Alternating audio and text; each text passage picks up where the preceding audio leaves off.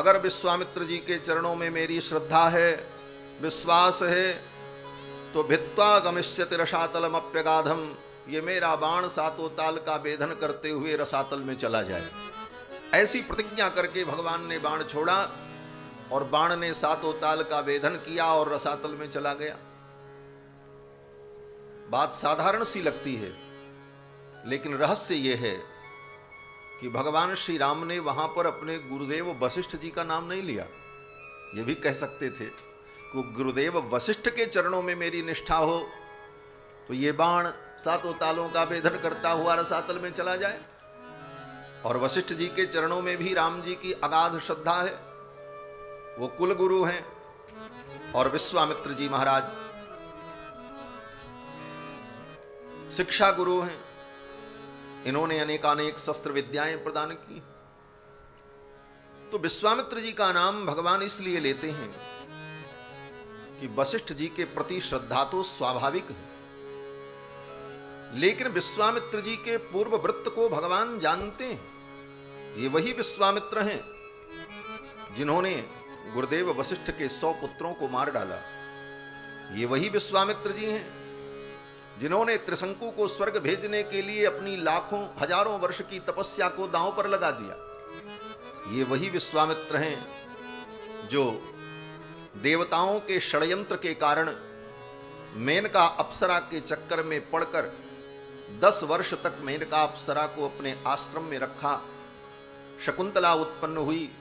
इन सब पूर्व वृत्तों को जानने के बाद भी राम जी की श्रद्धा विश्वामित्र जी के चरणों में कितनी अखंड है, इस बात को सिद्ध करने के लिए भगवान ने ऐसा संकल्प किया। आचार्य के अंदर, गुरु के अंदर अगर कहीं कोई सांसारिक दोष भी दिखाई पड़े तो उस दोष को देखते हुए भी श्रद्धा को दृढ़ रखना ये शिष्य का परम कर्तव्य है। विश्वामित्र जी के संपूर्ण वृत्त को जानने के बाद भी राम जी की ऐसी निष्ठा है। आज का प्राणी, आज के समय में तो लोगों की निष्ठा 2 मिनट में बिगड़ जाती। बोले महाराज वो ऐसे थे। अरे भाई थे, अब नहीं है। मानव जीवन के 2 पक्ष होते हैं, एक पूर्व वृत्त और एक उत्तर वृत्त। पूर्व वृत्त में कोई कैसा भी हो, लेकिन उत्तर काल में, उत्तर वृत्त में अगर वह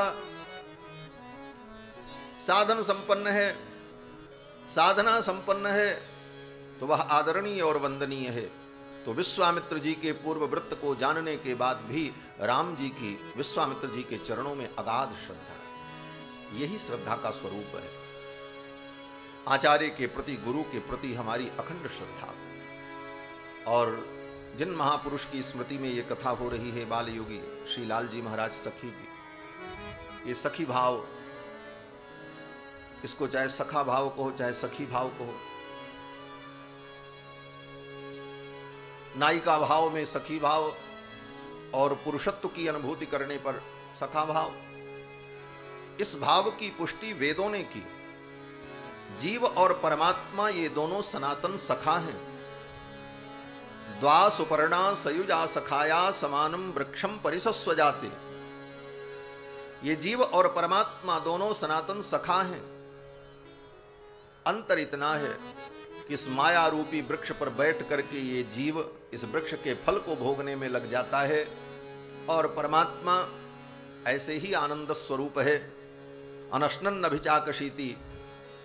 तो इस भाव की उपासना में निरत रहने वाले श्री लाल जी महाराज की स्मृति में ये पवित्र कार्यक्रम हो रहा है और लाल जी की ही कथा हम लोग सुन रहे हैं। लाल जी बोले तो ठाकुर जी, ये राम लला सरकार लाल जी तो।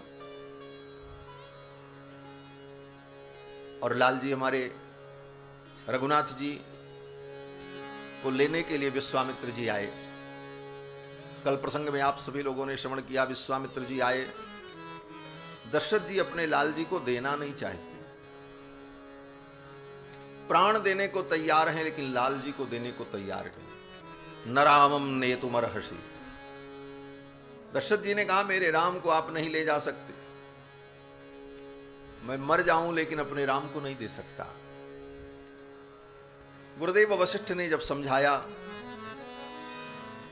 तो दशरथ जी महाराज मान गए और श्री दशरथ जी महाराज ने राम लक्ष्मण को, दोनों भाइयों को विश्वामित्र जी को सौंप दिया। विश्वामित्र जी बड़े प्रसन्न हुए। विश्वामित्र जी को लगा मुझे महान निधि मिल गई, विश्वामित्र महानिधि पाई। वास्तव में भगवान ही महान निधि है। निधि नाम त्वा निधिपतिम हवामहे, वेद भगवान के, निधियों के भी निधि भगवान ही। और भगवान को पाकर विश्वामित्र जी महाराज बड़े आनंदित हुए। और विश्वामित्र जी तो इसीलिए आए ही थे कि मैं भगवान को प्राप्त करके सनाथ हो जाऊं। विश्वामित्र जी ने यही कहा, अनुज समेत देहु रघुनाथा, निश्चर बध मैं होब सनाथा। इनके द्वारा निशाचरों का वध होगा और मैं सनाथ हो जाऊंगा। बोले विश्वामित्र जी कहते मैं सनाथ हो जाऊंगा। अभी तक विश्वामित्र जी अनाथ हैं, अब सनाथ होंगे? बोले हां, अनाथ भी दो प्रकार के होते। एक अनाथ तो वो होता है जिसका दुनिया में कोई नहीं, न माई न बाप न भाई न कोई, दीनहीन मलिन, वो अनाथ। और एक अनाथ वो होते हैं जो अपने बल पौरुष धन संपत्ति वैभव ऐश्वर्य के कारण किसी को अपना नाथ मानने को तैयार नहीं है, वो भी अनाथ हैं। क्यों? बोले किसी को नाथ माना ही नहीं। और सच पूछो तो विश्वामित्र जी ऐसे ही थे। अपने तप बल के कारण, अपने शक्ति सामर्थ्य के कारण विश्वामित्र जी ने कभी किसी को कुछ नहीं समझा। मैं दूसरा इंद्र बना दूंगा, दूसरी सृष्टि बना दूंगा, अन्यम इंद्रम करिष्यामि, मैं दूसरा इंद्र बना दूंगा, और दूसरी सृष्टि प्रारंभ कर दी। ऐसे विश्वामित्र जी जिन्होंने किसी को कभी नाथ माना ही नहीं। लेकिन कोई कितना भी बड़ा सामर्थ्यशाली हो, जब तक भगवान के चरणों में नहीं आएगा, भगवान की शरणागति नहीं करेगा, तब तक उसे जीवन में पूर्णता की प्राप्ति नहीं हो सकती। विश्वामित्र जी को सब कुछ प्राप्त हुआ, लेकिन अभी भी वो सनाथ नहीं हुए। और आज सनाथ होने के लिए आए हैं। विश्वामित्र जी की शरणागति हो रही है। हमारे श्री संप्रदाय के वैष्णवाचार्यों ने यह अनुभव किया है कि श्रीमद् वाल्मीकि रामायण दीर्घ शरणागति ग्रंथ है। इस ग्रंथ में पग पग पर शरणागति का ही विवेचन है और शरणागति के ही स्वरूप का वर्णन। और शरणागति कहां से शुरू होती है? बोले देवताओं से शुरू होती। जो समर्थ हैं, अनेकानेक लोक के अधिपति हैं, वे देवता भी भगवान की शरणागति कर रहे हैं। शरणागति वहीं से शुरू होती। रावण के आतंक से त्रस्त होकर के देवताओं ने भगवान की शरणागति की। संकेत बोले ये बड़े बड़े देवता भी जब भगवान की शरणागति करते हैं तो हम आप किस खेत की मूली हैं, हमको आपको भी भगवान की ही शरणागति करनी चाहिए। ये तात्पर्य है। देवताओं ने शरणागति की। इसके बाद अब विश्वामित्र जी की शरणागति हो रही। विश्वामित्र जी ज्ञान विज्ञान संपन्न होते हुए भी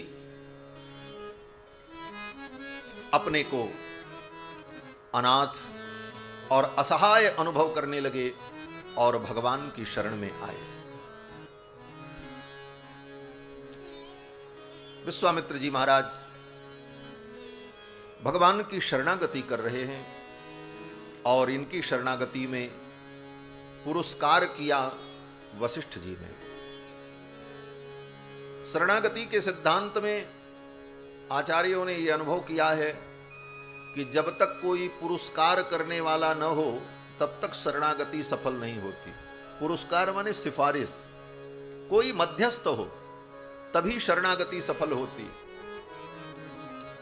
जैसे कोई व्यक्ति सीधे सीधे न्यायाधीश के सामने पहुंच जाए और कहे कि मुझे न्याय चाहिए, तो उसे न्याय नहीं मिलेगा। न्यायाधीश कहेगा इसको बाहर करो, पुलिस आएगी पकड़ करके बाहर कर देगी। बोले महाराज हम तो न्याय पाने आए थे, आप न्यायाधीश हैं। तो न्यायाधीश यही कहेगा न्याय पाने का जो तरीका है उस तरीके से आओ। तरीका क्या है? बोले जो अधिवक्ता है इस न्यायालय में, इस दरबार में बोलने के लिए जो अधिकृत है उसको कहते हैं अधिवक्ता, जिसको वकील कहा जाता है। अधिकृत वक्ता। तो जो अधिवक्ता है, उस अधिकृत वक्ता के द्वारा जब तुम अपनी बात रखोगे तब तुम्हारी बात पर विचार किया जाएगा। और जब वकील के माध्यम से व्यक्ति अपने पक्ष को रखता है तब न्यायाधीश उस विषय को सुनता है और न्याय करता है। उसी प्रकार भगवान के न्यायालय में जब तक कोई मध्यस्थ न हो तब तक भगवान की शरणागति सफल नहीं होती। ये मध्यस्थ होता कौन है? बोले आचार्य, गुरु, यही अधिवक्ता हैं। भगवान के दरबार में सबको बोलने का अधिकार नहीं। भगवान के दरबार में बोलने का अधिकार तो केवल गुरु को है। शिष्य के पक्ष को रखना यही गुरु का अधिवक्तृत्व है, अधिकार है। और अधिवक्ता कैसा हो? ऐसा वैसा वकील कर लिया, जिस वकील को कानून का ज्ञान ही नहीं है तो मुकदमा हार जाएगा। तो भगवान के दरबार में जो हमारा मुकदमा लड़ेंगे, जो हमारा पुरस्कार करेंगे, वो आचार्य कैसे हो? तो कहते हैं भगवान के संविधान का उसे ज्ञान हो। भगवान का संविधान क्या है? बोले वेद पुराण शास्त्र स्मृति यही परमात्मा का शाश्वत संविधान है। इसीलिए आचार्य के द्वारा जब शरणागति होती है, आचार्य पुरस्कार करते हैं तो जीव की शरणागति को भगवान स्वीकार करते हैं। विश्वामित्र जी आए शरणागति करने के लिए, अब यहां इनको कौन आचार्य मिले?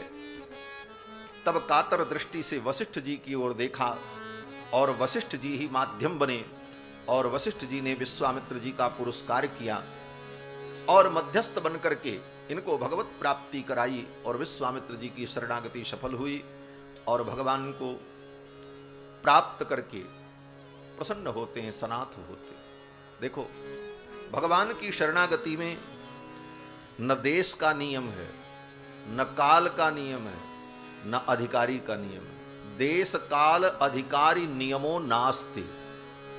भगवत पाद श्री लोकाचार्य स्वामी जी महाराज रहस्य ग्रंथ में कहते हैं कि देश काल अधिकारी नियमो नास्ति।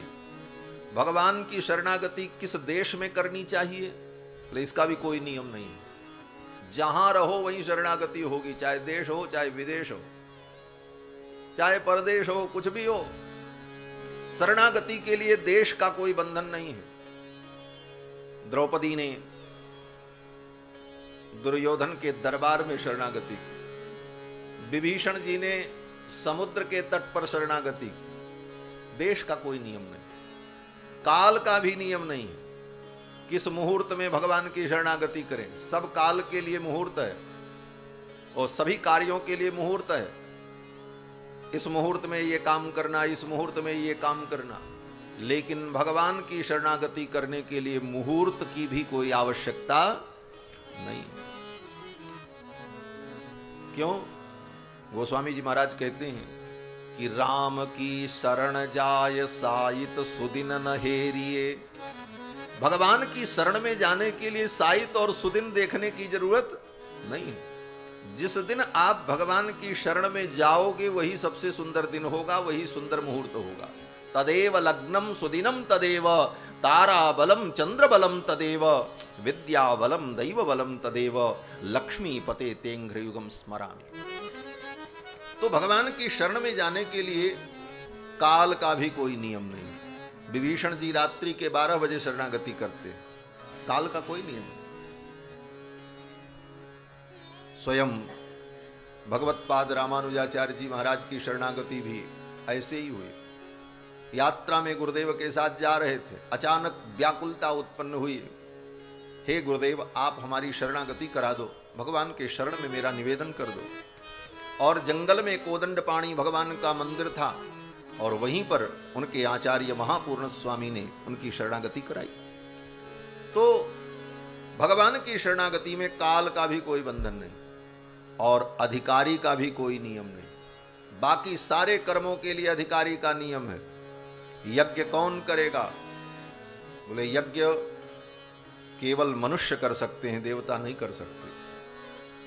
मनुष्याणाम आरंभ सामर्थ्यात्, महर्षि कात्यायन कहते हैं अपने सूत्र में कि यज्ञ करने का अधिकार केवल मनुष्य को है, देवताओं को नहीं। देवताओं के विषय में जो पुराणों में लिखा है अमुक देवता ने यज्ञ किया, इंद्र ने यज्ञ किया, वो केवल यज्ञ की महिमा बताने के लिए। मीमांसा में इस पर विचार किया जाता, देवता यज्ञ कैसे करेंगे। देवता इसलिए यज्ञ नहीं कर सकते कि यज्ञ करने के लिए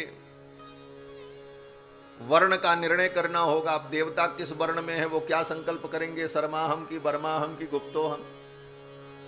दूसरी बात, यज्ञ में देवताओं को आहुति दी जाती है। कोई भी यज्ञ होगा तो सबसे पहले प्रजापतये स्वाहा, इंद्राय स्वाहा, आघार आहुति, आज्य आहुति होगी। तो इंद्र अगर यज्ञ करेंगे तो वो किस इंद्र को आहुति देंगे, प्रश्न ये खड़ा हो जाएगा। देवता यज्ञ के भोक्ता हैं, देवता यज्ञ के कर्ता नहीं हो सकते। वो पहले कर्ता थे और यज्ञ करके उन्होंने देवत्व को प्राप्त किया, अब वो यज्ञ के भोक्ता हैं, इसलिए देवता को भी यज्ञ करने का अधिकार नहीं। मनुष्य को ही यज्ञ का अधिकार है, मनुष्याणाम आरंभ सामर्थ्यात्। लेकिन मनुष्य में भी केवल ब्राह्मण, क्षत्रिय, वैश्य 3 वर्ण, और उसमें भी ब्राह्मण होते हुए, क्षत्रिय होते हुए, वैश्य होते हुए अगर वो अंगहीन है तो यज्ञ करने का अधिकारी नहीं। अंगहीनम षडशूद्र वर्जम, अगर वो नपुंसक है तो वह भी यज्ञ करने का अधिकारी नहीं। ये सब विवेचन किया। तो कर्मों में वे अधिकार का निरूपण, लेकिन भगवान की शरणागति के सब अधिकारी हैं, चाहे मनुष्य हो, चाहे देवता हो, चाहे पशु हो, चाहे पक्षी हो। इसीलिए भगवान की शरणागति सब ने की। गृद्धराज जटायु ने किया, गजराज ने किया, बानरों ने किया, देवताओं ने किया। प्राणी मात्र भगवान की शरण में आने के अधिकारी हैं। इसीलिए विभीषण जी महाराज जब शरण में आते हैं तो कहते हैं सर्वलोक शरण्याय राघवाय महात्मने। सर्वलोक शरण्याय, भगवान सर्वलोक शरण्य। तो भगवान की शरणागति में देश, काल और अधिकारी का नियम नहीं है, लेकिन एक नियम है। क्या नियम है? बोले विषय नियम एवास्ति। विषय नियम, विषय माने किसकी हम शरणागति करें, इसका नियम है। शरणागति केवल भगवान की। क्यों? बोले समर्थ व्यक्ति की शरणागति की जाती है, असमर्थ की शरणागति अगर कोई करेगा तो वह शरणागति व्यर्थ हो जाएगी। हम बहुत परेशान हैं, हम अपने दुख की और अपने क्लेश की निवृत्ति के लिए किसी की शरण में जाना चाहते हैं, और जिसकी शरण में जा रहे हैं वो असमर्थ है, बोले तो शरणागति व्यर्थ हो जाएगी। इसलिए शरणागति सदा समर्थ की होती है। और समर्थ कौन है? बोले सर्व समर्थ भगवान। इसीलिए भगवान की शरणागति की जाती है। संसार के किसी प्राणी की, राजा रानी की शरणागति करो, व्यर्थ हो जाएगी। क्यों? बोले उनके अंदर सामर्थ्य नहीं। सामर्थ्य तो भगवान में है। क्या सामर्थ्य? बोले कर्तुम अकर्तुम अन्यथा कर्तुम समर्थ भगवान। इसलिए शरणागति भगवान की ही होती है और असमर्थ की शरणागति नहीं होती। इसीलिए रामायण में वर्णन आता है कि विभीषण जी ने राम जी को सलाह दी कि आप समुद्र की शरणागति करो। समुद्र रास्ता नहीं दे रहा, आप समुद्र की शरणागति करो। राम जी जानते हैं कि समुद्र की शरणागति निष्फल होगी, लेकिन ये राम कथा, रामायण तो शरणागति के समस्त बिंदुओं को उद्भासित करने वाला ग्रंथ है। इसलिए इस लीला के माध्यम से भगवान यह दिखाना चाहते हैं कि असमर्थ की शरणागति करने पर वह शरणागति व्यर्थ हो जाती है। विभीषण के कहने पर राम जी ने समुद्र की शरणागति की और परिणाम क्या हुआ? बोले वो शरणागति व्यर्थ हो गई। शरणागति का कोई लाभ नहीं हुआ। गए 3 दिन बीत, 3 दिन तक शरणागति करके भगवान पड़े रहे, लेकिन समुद्र जड़ नहीं आया। तब भगवान ने अपना धनुष बाण जब उठाया तो अब भगवान ये कहना चाहते हैं कि समर्थ की शरणागति ही सफल होती है। तो समर्थ भगवान है, इसलिए समुद्र स्वयं भगवान की शरण में आया। यह सिद्धांत है। तो शरणागति में विषय का नियम जरूर है, किसकी हम शरणागति करें। और रामायण में पग पग पर शरणागति का ही विवेचन है।